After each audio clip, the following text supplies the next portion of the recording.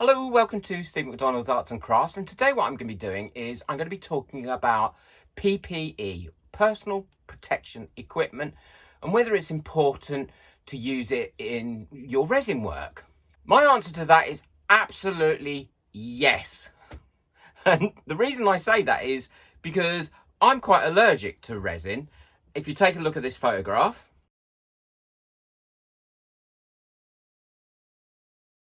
as you can see from that photograph, if I get resin on my skin, then what happens is it creates a really sore patch and it spreads up my arm, and then it progressively gets worse and it's really itchy and gets really sore. I have to be really, really careful. But I don't let that affect the way that I use resin, because I do take all the relevant precautions. So I'm not doing this list in any particular order, but I'm going to be covering quite a few different things that you need to be considering and thinking about and adopting when using resin to make it fun and to keep it safe for you. The first thing is always read the safety data sheet that comes either with your resin or that's online. All resins should be able to provide this information for you, and read it thoroughly because it is actually so important. It tells you everything that you need to know about the safety of your resin. I feel like a bit like a parent here, but I'm not trying to dictate to anyone. How you do things and what you do is entirely up to you, but I'm just letting you know what I do to be safe and how to avoid having accidents with it that can cause problems for your health. Oh, these are the things that I use and they work for me. Now, I have a lot of friends and colleagues that also use this same equipment and it works for them, but check out that it's right for you. Make sure that you're not allergic to any of the ingredients, or make sure that it's not going to irritate your skin when you use it. The first thing I use is gloves. I always have gloves available. When I'm using wet resin, so not cured, I always have gloves on. They're easy to put on. These are nitrile gloves. They have got quite expensive lately because of all the PPE stuff that's being bought up. But please don't use resin without it. And that includes UV resin.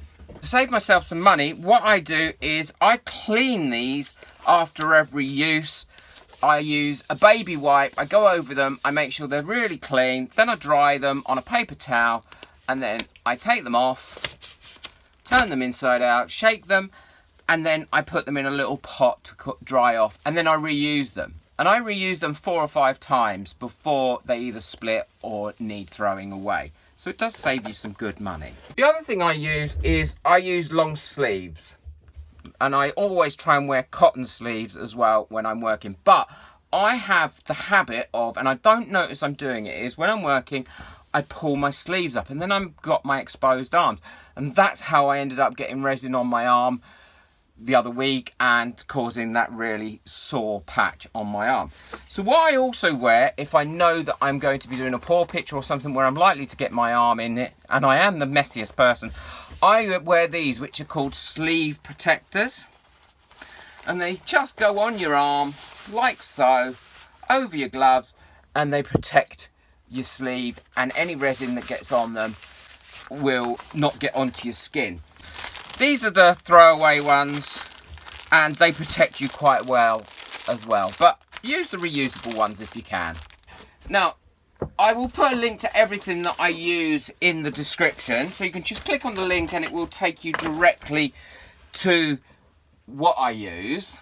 The other thing I like to use, especially when I'm using resin, and always when I'm using any heat on resin, is a face mask. This is the face mask I use, and it's easy to put on. You just pop this onto your head,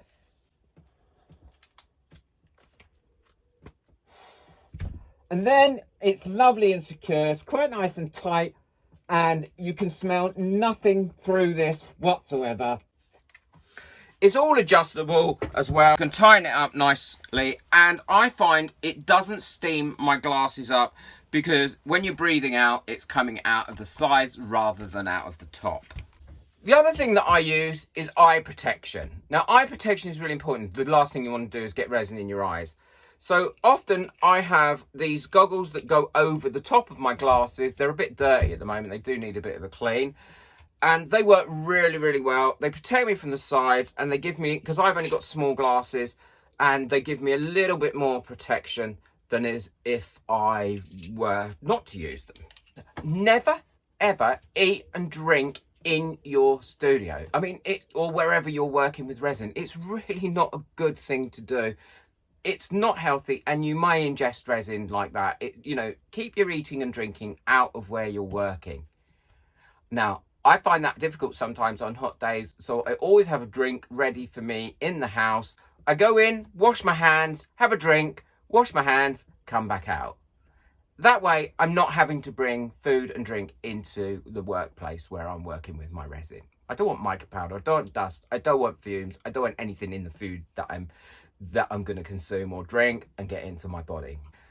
Never work with resin in the same room that you're going to be spending a lot of time either relaxing or ever sleeping, because the fumes will be giving off as it's curing. It is just not healthy. It is a chemical after all, and it is not going to do you any good. So work in a separate room, and always work in an area that has great ventilation.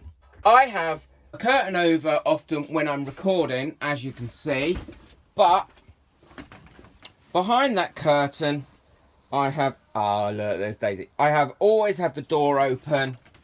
There's a fan there, which you can probably hear in the background on a lot of my videos.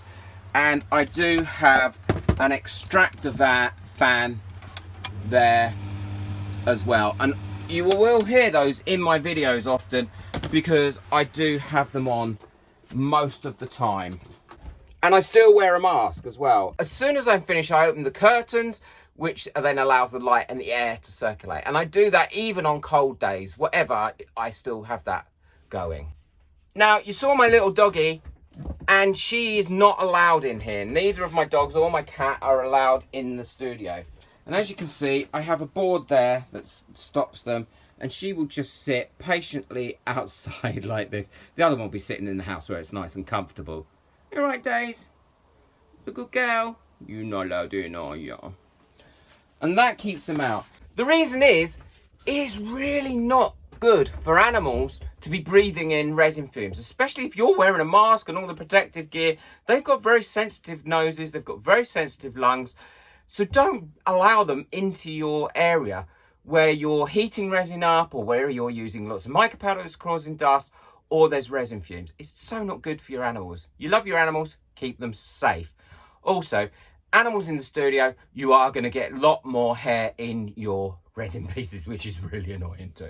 As people probably know, I run a Facebook group, How to Resin with Steve McDonald. Now, I saw in there the other day somebody say, I've got resin on my skin, how do I get the resin off? And people were recommending things like alcohol to get it off, white spirit, nail varnish remover, all these sorts of things. And I just had to step in and say, absolutely not, never, ever use these things on your skin.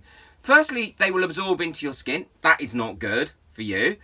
And secondly, it's only going to irritate and make the skin thin and upset your skin there if you're rubbing away with these things on your skin. Really not good for you. It's really easy if you do get resin on your skin accidentally to get it off. I always have baby oil and wet wipes available in my studio. And even though, like I said, I had that terrible reaction, I got that off with baby oil and wet wipes straight away. I still react to it. But you might be lucky and not react to it. But get it off your skin using these. And then wash it off with a really gentle soap after you've done this. Please don't be using really strong chemicals like white spirit, nail varnish remover, alcohol. It is just not good for you, and you'll end up getting like me. You'll end up being quite sensitive to these things, and they come in handy for everything as well. I use them a lot for cleaning my mats.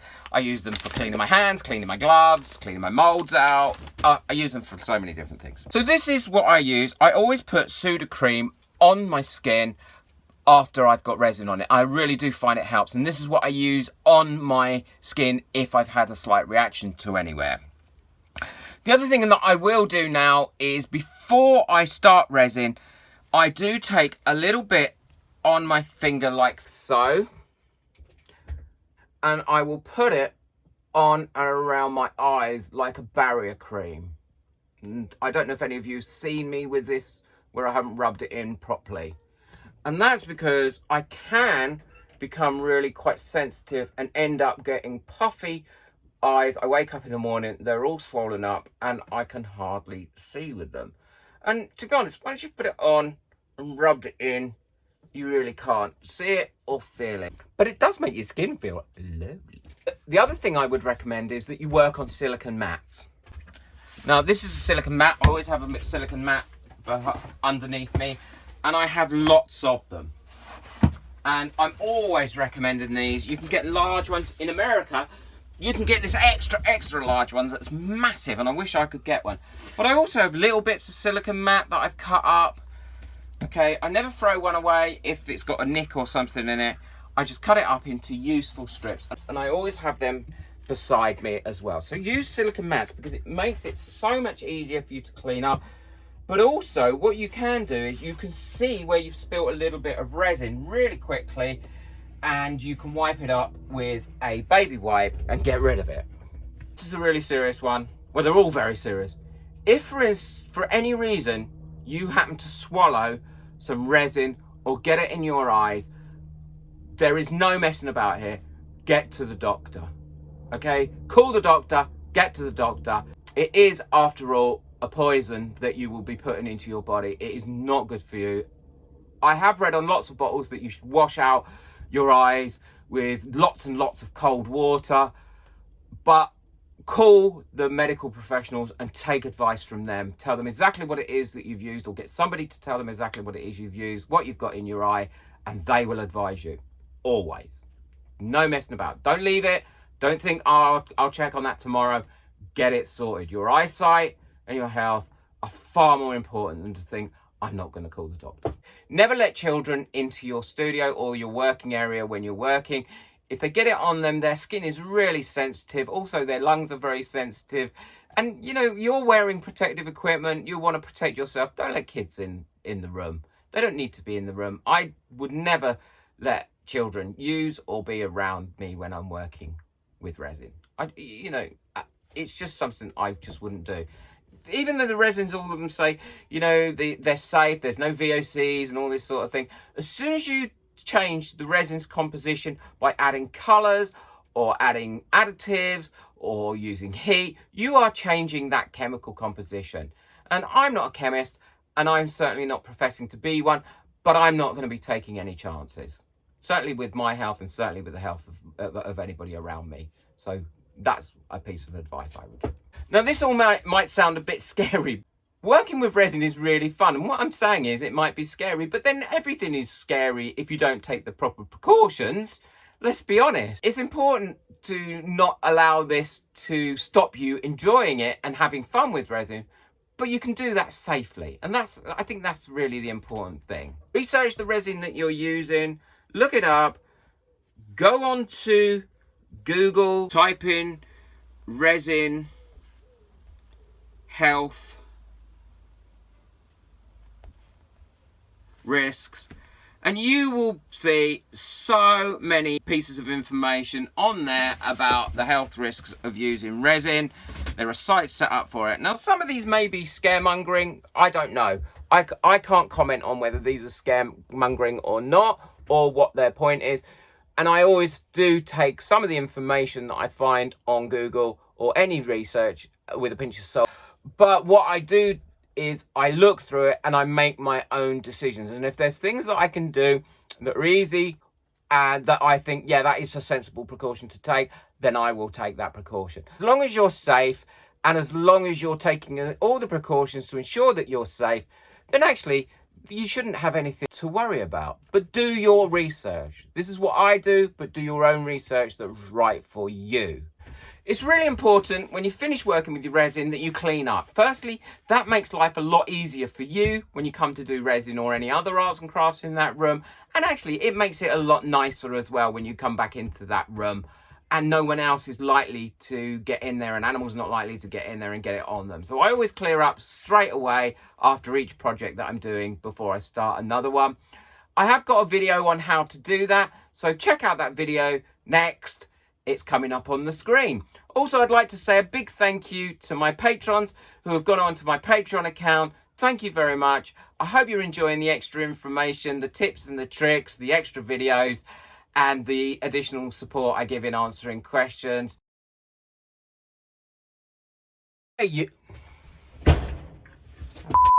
now, the door's banging in my shed now, so I'll go get out. So, and when I'm using wet weapon, using wet weapon. I am your father. I always have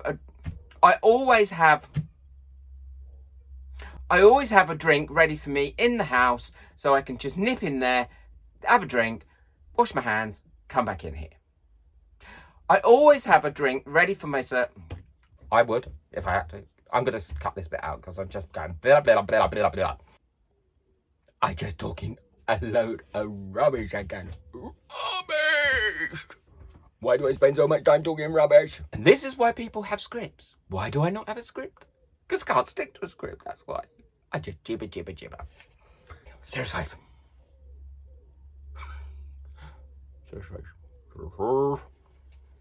So don't.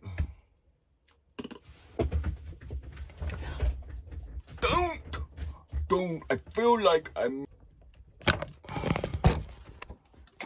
If you're interested in being a patron and helping support this channel, please check out the link below. It's really appreciated. Coming up is my patrons.